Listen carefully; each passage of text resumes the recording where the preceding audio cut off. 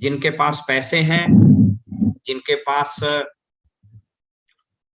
Idea है, जो business खानदान से बिलोंग करते हैं, जो कुछ खास जगहों पर रहते हैं, जो कुछ समाज के खास वर्ग से बिलोंग करते हैं, या जिनके पास कुछ खास तरह के अनुभव हैं। ये तमाम भ्रम, तमाम मिथ्या इस बिजनेस ने तोड़ दिए और कदाचित इसीलिए इसको रॉबर्ट कियोसाकी ने 21वीं सदी का व्यवसाय कहा है। जब हम इस बिजनेस में आज से तकरीबन 10, 10.5, 11 साल पहले आए थे, तो जब इस किताब की चर्चा हम सुनते थे, business of 21st century by Robert Kiyosaki, तो मुझको अजीब फील होता था कि ये बिजनेस ऑफ 21st सेंचुरी क्यों और कैसे। Why is this business a unique business of 21st century. मुझको ये बात समझ में नहीं आती थी और मुझको लगता था कि यूं ही कुछ गप करने के उद्देश्य से इसको लिखा गया है कि बिजनेस ऑफ 21st सेंचुरी है। लेकिन बाद में मुझे ये समझ में आया, जब इसके पूरे चीज को हम पढ़ना शुरू किए और जानना शुरू किए, तो ये बात समझ में नहीं आती थी। तो फिर ये समझ में आई बात कि ये बिजनेस वाकई में बिजनेस ऑफ 21st सेंचुरी है और इसका नाम यूं ही बिजनेस ऑफ 21st सेंचुरी नहीं दिया गया है।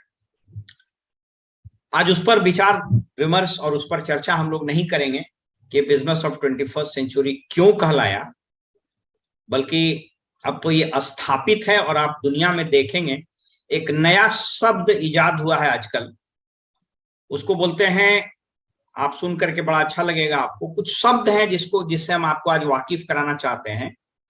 ये जो डायरेक्ट सेल का बिजनेस है, ये दुनिया में इतना क्रांति ला दिया है, इसका भौगोलिक, क्षेत्रीय और इसका वर्टिकल और हॉरिजॉन्टल इतना फैलाव हो गया है वैश्विक स्तर पर कि लोग इस पर अब कई रिसर्च होना शुरू हो गए हैं, कई नाम से जाने शुरू हो गए हैं।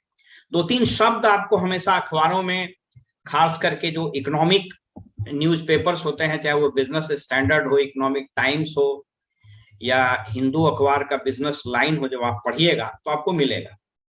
एक शब्द है गाफा, GAFA, गाफा। ये बहुत नया शब्द है, बहुत लोग इसको नहीं भी जानते होंगे, लेकिन इसको जानना चाहिए। अब हमेशा यह शब्द आपको सुनने को मिलेगा, गाफा। गाफा का मतलब होता है GAFA, गूगल, एप्पल, F का मतलब फेसबुक और A का मतलब अमेजन, यानी गूगल, एप्पल, फेसबुक और अमेजन, ये 4 कंपनी को बोला जाता है गाफा। और ये चारों कंपनी आइडिया बेस्ड बिजनेस है। आप सोच करके देखिए, गूगल कोई प्रोडक्ट नहीं है। गूगल का क्या मिशन था? गूगल का एक मिशन था कि हम दुनिया में जो लोग, जितने भी इंफॉर्मेशंस हैं, जितने भी सूचनाएं हैं, उसको हम लोगों को बड़ी आसानी से उपलब्ध करा देंगे। ये गूगल का मिशन था। गूगल कोई प्रोडक्ट नहीं है। एप्पल, स्टीव जॉब्स ने बनाया था, आप सबको पता है। उन्होंने एक कल्पना की थी कि हम लोगों के हाथ में एक ऐसा छोटा सा मशीन दे देंगे ताकि पूरी दुनिया उसकी मुट्ठी में आ जाएगा, और इस तरह से एप्पल बना। तो GAF मतलब फेसबुक। मार्क जकरबर्ग ने एक ऐसा किताब, डिजिटल किताब बनाया जिसमें सब लोग अपने बारे में लिख सकते हैं और सब लोग एक दूसरे से जुड़ सकते हैं, तो वो फेसबुक है। और बाद में अमेजन, जेफ बेजोस ने ऐसी परिकल्पना की कि सामान किसी का, चाहत किसी का, हम उस सामान को सिर्फ उसके पास डिलीवर कर देंगे। और दोस्तों, ये सभी जो कंपनी है, आपको जान करके आश्चर्य होगा, आज की तारीख में दुनिया का 25% अर्थव्यवस्था इन्हीं के हाथ में। और बोलचाल की भाषा में इकोनॉमिस्ट इसको गाफा इकोनॉमी बोलते हैं। It is called GAFA economy. एक और शब्द आपको सुनने में आएगा, D2C। D2C का मतलब होता है डायरेक्ट टू कस्टमर। ये भी शब्द बड़ा पॉपुलर होते जा रहा है, जिसको हम लोग डायरेक्ट सेल बिजनेस बोलते हैं, जिसमें हम लोग हैं, उसको D2C भी बोला जाता है। एक और शब्द आपको सुनने में मिलेगा, B2B, बिजनेस टू बिजनेस। ये कुछ ऐसे शब्द हैं, और ये गाफा, D2C और B2B, ये तीनों जो शब्द हैं, यह तीनों शब्द इसी डायरेक्ट सेल बिजनेस से निकले हैं। और आप सोच करके देखिए कि कोई एक इंसान आज से तकरीबन 62-63 साल पहले, 62 साल पहले टू बी वेरी प्रिसाइज, 1959, एक ऐसे बिजनेस की परिकल्पना की थी कि जहां इंसान के पास सिर्फ हौसले हो, उसके पास सपने हो, उसके पास ड्रीम हो, और वो मेहनत करने के लिए तैयार हो, तो उसको एक ऐसा बिजनेस अवसर दिया जाएगा कि वो जहां तक उड़ना चाहे वहां तक जा सकता है। कल हम लोगों का डायमंड एंड अप का मीटिंग हो रहा था जूम पर, एमवे हेडक्वार्टर से, इसमें ग्लोबल लीडर्स भी जुड़े हुए थे। तो जो GAR और QC, जो फा पॉइंट है, वो अभी आपको उसकी आवश्यकता नहीं है, लेकिन एक जैसे बता देते हैं, उस पर चर्चा हो रही थी। और जो नए डिजाइन किए गए हैं, GAR को बोलते हैं ग्लोबल अचीवमेंट रिवॉर्ड, और QC को बोलते हैं क्वालिफिकेशन क्रेडिट, और फा पॉइंट, उसको देख करके हमको आश्चर्य हो गया। उसमें कह रहा है, उसकी चर्चा भी हम करेंगे, और उसी पर मिशन हमारा उसी पर आधारित है कि आप सिर्फ डायमंड लेवल पर इंडिया में एक कुछ ऐसे डायमंड्स अभी इधर ब्रेक कर रहे हैं जिनका एनुअल इनकम 1.5 करोड़ पार कर गया है। कुछ ऐसे फाउंडर्स EDC हैं जिनका इनकम 1.25 करोड़ पार कर गया है। वो सिर्फ वो मंथली इनकम, एनुअल इनकम वाली बात है। उनका बाकी जो अपना इंसेंटिव है एनुअल, वो अलग है। Triple diamond, founder triple diamond वगैरह के लेवल पर तो जो आंकड़े बताए गए इनकम के, वो सोच करके आपके पैर के तले से जमीन सरक जाएगा। तो सवाल ये उठता है कि क्या हम इस बिजनेस में उतनी बड़ी ऊंचाई पर उड़ने के लिए तैयार हैं? क्या हम इस बिजनेस में गगनचुंबी ऊंचाई तक अपने बिजनेस को ले जाने के लिए तैयार हैं? और अगर तैयार हैं तो उसका रोडमैप क्या होगा, हम लोग कैसे जाएंगे? क्योंकि याद रखिए, हार्डवर्क तो बहुत जरूरी है, लेकिन महज हार्डवर्क से कोई आदमी बहुत आगे नहीं जा सकता है। क्योंकि कदाचित ऐसा होता तो इस दुनिया में हार्डवर्क करने वाले मजदूर नहीं रह जाते, किसान नहीं रह जाते।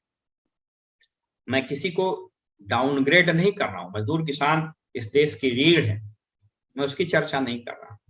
तो प्रश्न यह उठता है कि हम कैसे काम करें, क्या करें। इस संदर्भ में एक दो और चीज जिस पर हम डिटेल में चर्चा करेंगे। इस कोरोना ने पूरे दुनिया में बिजनेस करने के तरीके, लोगों के सोचने के तरीके, कस्टमर और कंज्यूमर का बिहेवियर, प्रोडक्ट्स का डिमांड, प्रोडक्ट्स के क्वालिटी और इंग्रेडिएंट्स, यहां तक कि सरकारों की सोच भी बदल दी है। मुझको याद है तकरीबन 1 साल पहले, जहां तक मुझको ठीक से याद हो, कि संभवतः पहले लॉकडाउन के बाद हेनरी किसिंगर, एक बहुत बड़े राजनयिक हुए, विदेश मंत्री भी अमेरिका के हुए और बहुत बड़े अर्थशास्त्री हैं, 94 साल उनका उम्र है। उन्होंने एक लेख लिखा था, स्ट्रीट वॉल जर्नल, एक बहुत शानदार प्रतिष्ठित अखबार है। उसमें उन्होंने लिखा था कि दुनिया में अब जो तारीख है वह BC और AD के रूप में नहीं जाना जाएगा। हम लोग पढ़ते थे ना, ईसा पूर्व इतना और ईसा बाद इतना, BC और AD। उन्होंने कहा था यह तारीख अब BC और AC के रूप में जाना जाएगा। BC मतलब बिफोर कोरोना, और AC का मतलब आफ्टर कोरोना। यानी आफ्टर कोरोना ने दुनिया में इतने सारे परिवर्तन लाए हैं, इतने सारे पैराडायमेटिक चेंजेस लाए हैं, सोच में परिवर्तन लाए हैं, कि उन सबों में तारतम्यता बैठाना हम लोगों के बिजनेस में बहुत जरूरी है। उस पर भी चर्चा करें। तो ये कुछ ब्रॉडर पैरामीटर्स हैं जिसके तहत हम आज आपसे बात करने आए हैं। और यकीन मानिए कि अगर इस बिजनेस के पूरे सेशन जो तकरीबन 1.5 घंटे का चलेगा, आपने अच्छे से सुना, यह यूट्यूब पर भी उपलब्ध है और इसको अमल में लाया, हम लोग सब आपके साथ हैं, आपका अपलाइन भी आपके साथ है। यकीन मानिए, जिसको हम लोग बोलते हैं अंग्रेजी में 180 डिग्री से आपका पूरा लाइफ, आपका पूरा बिजनेस, आपका पूरा लाइफस्टाइल घूम जाएगा, तो मैं बता सकता हूं। यह कभी नहीं भूलना चाहिए कि यह बिजनेस सिर्फ पैसा कमाने का नाम नहीं है। पैसा आप और स्रोत से भी कमा सकते हैं। यह बिजनेस एक कंप्लीट पैकेज है, एक मुकम्मल तिजारत जिसको हम लोग बोलते हैं उर्दू में। It is a complete package of life, जहां पैसा, recognition, peace of mind, good health, good association, इन सब की चर्चा हम लोग करेंगे। ये सब मिलता है। देखिए, आपको एक, चूंकि बात निकली तो मैं आपको एक दिखाऊं। यह एक किताब है, इस किताब का नाम है power of positive thinking by Norman Vincent Peale. बहुत बड़े लेखक हुए नॉर्मन विंसेंट पील। इन्होंने कई किताबें लिखी है और इनकी किताबें दुनिया भर में बहुत पढ़ी जाती है। और यह किताब, खास करके यह जो किताब है, ये तकरीबन 20 से 22 भाषाओं में लिखी गई और इसके करोड़ों प्रतियां बिकी हैं। ये किताब की ये ताकत है कि इसने डोनाल्ड ट्रंप, जो पूर्व राष्ट्रपति थे और वो नास्तिक थे, इस किताब की ताकत थी कि डोनाल्ड ट्रंप को आस्तिक बना दिया, गॉड को वो पूजा करने लगा। मैं इसका एक रेफरेंस आपको देना चाहता हूं, इस बिजनेस में क्या क्या मिलता है। और जो लोग इसको समझ जाते हैं, वे लोग इस बिजनेस के एसोसिएशन से प्यार करने लगते हैं, इस बिजनेस के संगत से प्यार करने लगते हैं, और उसके बाद तो उनका पूरा जीवन बदल जाता है। मित्रों, हम आपसे नहीं, आपको हम एक्सप्रेस ही नहीं कर पाते हैं कि जब हम लोगों से बात करने लगते हैं, इतने लोगों को सफल होते हुए देखते हैं, इतने लोगों के खुशियों में अपनी भूमिका को देखते हैं, तो मेरे रोंगटे खड़े हो जाते हैं। यकीन कीजिए, एमवे बिजनेस में अक्रॉस दी एलओएस, दूसरे एलओएस के लोग भी जब कभी किसी प्लेटफॉर्म पर मिलते हैं, चाहे वो यूट्यूब हो, चाहे जूम हो, चाहे फिजिकल किसी सेमिनार में मिलते हैं, कभी फोन करते हैं, कभी फेसबुक में लिख देते हैं कि सर आपकी एक सीडी सुनी थी और मेरी जिंदगी बदल गई। यकीन मानिए, वो जो खुशी का पैमाना है, उसको आप किसी और इंस्ट्रूमेंट से नाप नहीं सकते। इस किताब में एक चैप्टर है, वो बड़ा शानदार चैप्टर है, कभी मौका मिले तो यह किताब जरूर पढ़ना चाहिए। इस किताब में एक चैप्टर है, उसका नाम है how to get people to like you. आप वो क्या काम करें कि लोग आपको प्यार करने लगे, लोगों को आप अच्छा लगने लगे। एक विलियम जेम्स करके, उनको बोला जाता है फादर ऑफ साइकोलॉजी, उनका नाम था विलियम जेम्स। वो अमेरिका के बहुत बड़े साइकोलॉजिस्ट थे। उन्होंने कहा है इस किताब में, और आप खुद भी फील कीजिएगा, उन्होंने कहा कि इस धरती पर इंसान की जो सबसे बड़ी चाहत होती है, वो ये होता है कि लोग उसको पसंद करें। He should be recognised, he should be appreciated. ये हर इंसान की चाहत होती है। इन्होंने लिखा है, आप जब पढ़ेंगे तो आश्चर्यचकित हो जाएंगे। इन्होंने लिखा है कि अगर कोई इंसान अकेला रहता है, उसको कोई संगत नहीं मिलती है, उसको कोई चाहने वाला नहीं होता है, और उसको ये लगने लगता है कि सोसाइटी में उसकी कोई जरूरत नहीं है, तो वह आदमी धीरे धीरे मौत के आगोश में चला जाता है। आज मैं एक यूट्यूब में एक वीडियो देख रहा था, मैं द्रवित हो गया। उसमें एक वृद्धाश्रम में एक रिटायर्ड प्रोफेसर, लगभग 74-75 साल, 80 साल के थे, उनकी स्टोरी आई। उन्होंने कहा कि मैंने बीए किया, एलएलबी किया, एमएल किया, और लंदन से लॉ में मैंने पीएचडी की। मेरा बेटा सर्जन था, लेजर सर्जरी में उसने एमएस किया था, मेरी बहू डॉक्टर थी, और मेरी वाइफ भी प्रोफेसर थी। केदारनाथ में जब बाढ़ आया, प्रकृति का प्रलय आया, उसमें उनका पूरा परिवार खत्म हो गया और वो सिर्फ बच गए।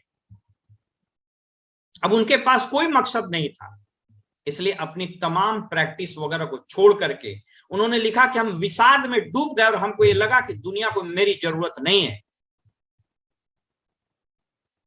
और उसके बाद मैं वृद्धाश्रम में आ गया और अब मैं जिंदगी के दिन गिन रहा हूं। मैं बताना क्या चाहता हूं कि आप कितना भी सफल हो जाइए अपने किसी पेशे में, आप बहुत अच्छे डॉक्टर हैं, बहुत अच्छे लॉयर हैं, बहुत अच्छे प्रोफेसर हैं, बहुत बड़े बिजनेसमैन, जिस दिन आप अपनी विरासत दूसरे जनरेशन को सौंप दीजिएगा, अचानक से आप वैक्यूम में चले जाइएगा, अचानक से आप खाली हो जाइएगा और उस दिन आपको लगेगा कि मुझको, दुनिया को मेरी जरूरत नहीं। और प्रोफेसर विलियम जेम्स कहते हैं कि जिस दिन ये फीलिंग इंसान को हो जाती है कि दुनिया को उसकी जरूरत नहीं है, वह इंसान ही नहीं रह जाता है, वो सिर्फ मौत का दिन गिनने लगता है।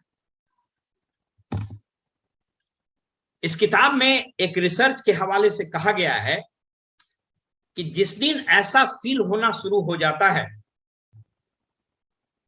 जिस दिन उसको लगने लगता है कि इस धरती पर मेरी जरूरत नहीं है, देखिए मैं उस शब्द को पढ़ रहा हूं, विलियम जेम्स कहते हैं कि one of the deepest drive of human nature is the desire to be appreciated. इस धरती पर इंसान की सबसे बड़ी डिजायर, सबसे बड़ी आकांक्षा यह होती है कि दुनिया में उसको लोग अप्रिशिएट करें। अरे आप सोच करके देखिए ना जनाब, किसको फुर्सत है आपको अप्रिशिएट करना। अरे यहां तो ये स्थिति है कि आप ही खुद शादी में वीडियोग्राफी कराए और उसी वीडियोग्राफी को, उसी माने वीडियो फिल्म को शादी के 15 साल बाद अपने देख रहे हैं। आपका बचवन नहीं देखेगा, आप बेटा बेटी को बैठाइए ना कि बेटा जरा मेरा शादी वाला देख लो तो वीडियो, बोलेगा क्या पापा क्या मम्मी, उस समय तो कैमरा भी बहुत खराब था, कौन आपका, आप तो खरे ऐसा टाई आप पहने हुए थे, ऐसा ड्रेस आप पहने। Nobody will like to see your video.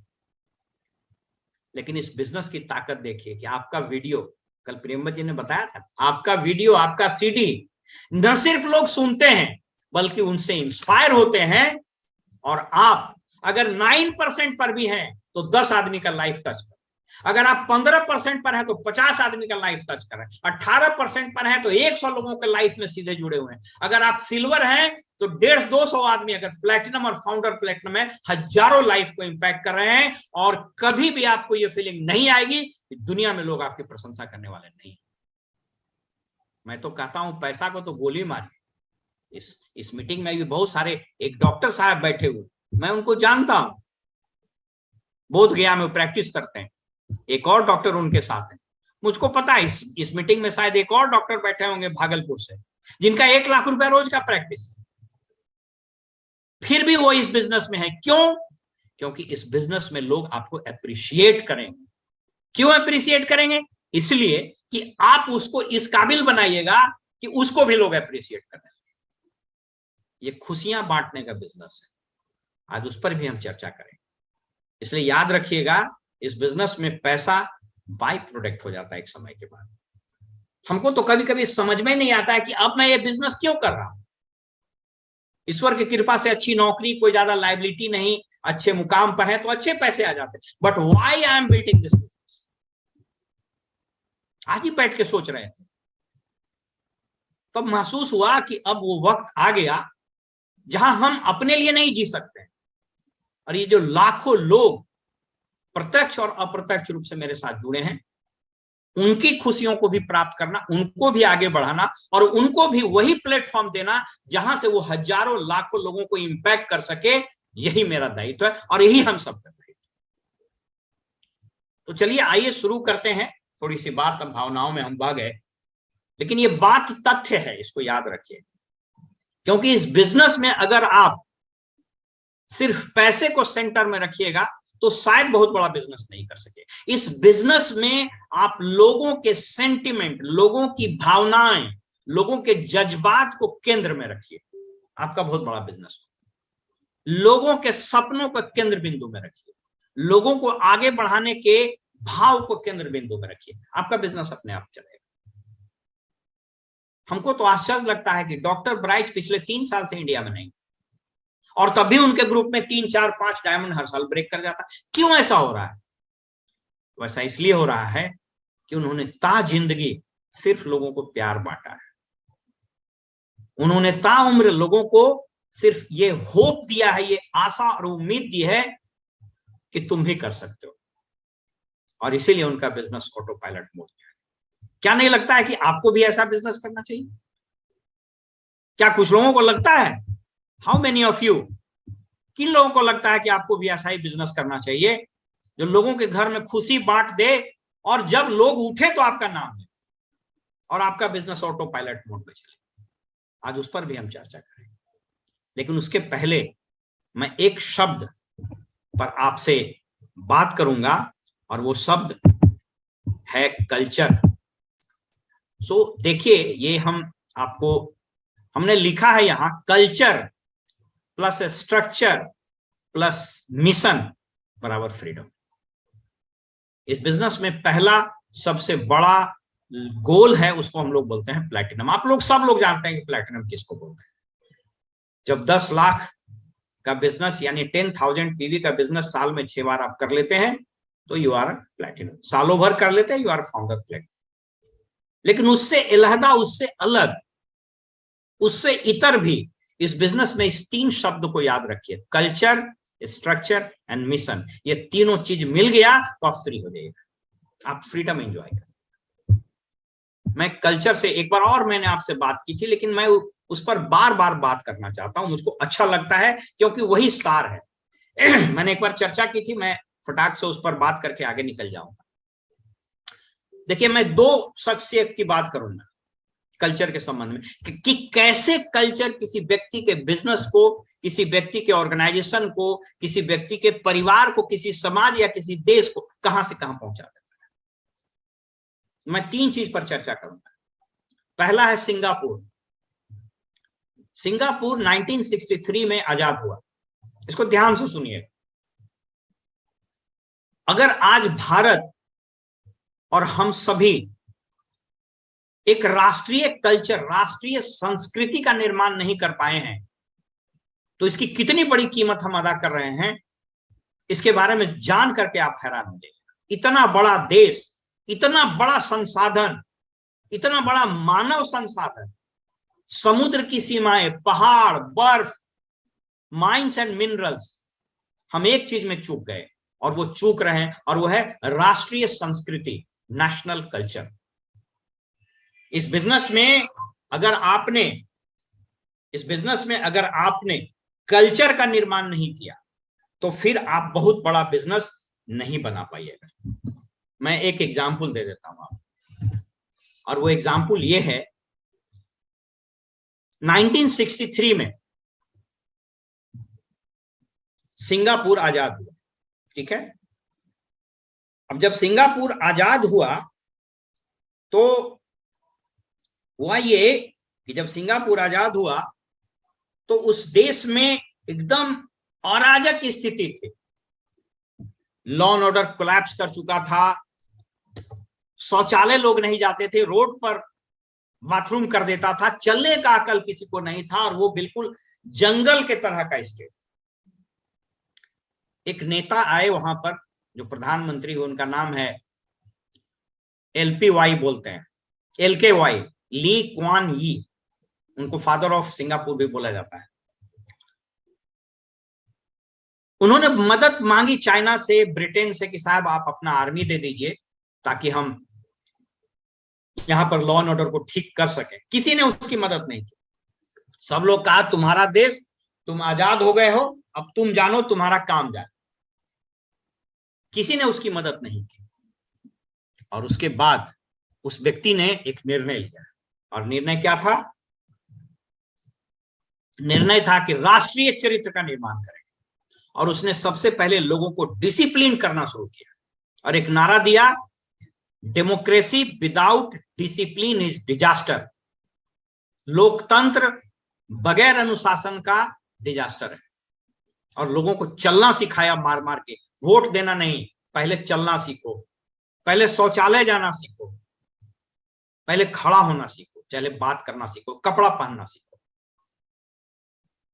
और आज सिंगापुर क्या है आपको पता नहीं। जब हम सिंगापुर गए थे, हम आश्चर्यचकित हो गए। वहां बॉटल में पानी लेने के लिए पूछे तो बोला कि there is no mineral water here, there is no bottle water here. तो बोले कहां से पानी? बोला कि every tap water is a mineral water.